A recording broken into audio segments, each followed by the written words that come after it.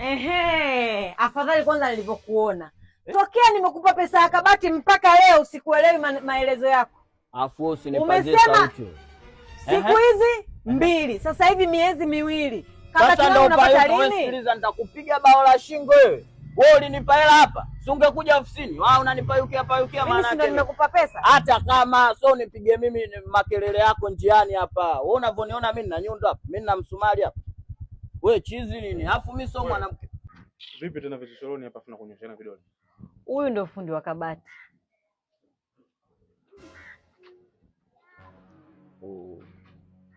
Ola. Ile kabati tunalipata lini? Yaani ipo hivi, umesikia bwana? Wewe acha uoga wewe mtoto wa kiume, ulianza vizuri, usiogope chochote kwenye haki yako. Sikiliza, wewe ulikuwa unasemaje? Kama demu wako kazingua siambiwe. Kama demu wako kazingua siambiwe, na wewe ulianza vizuri.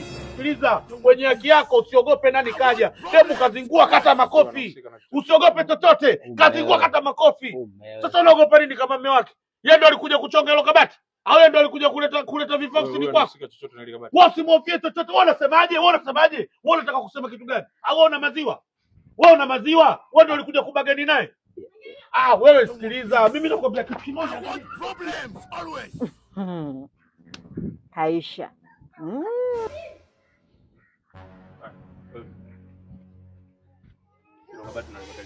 Kesho tu mapema afanye. Naomba ufanye unapofanya. Ukija nyumbani na wala huyu hata kuja kunipata. Sawa. Wewe fanya wewe vile.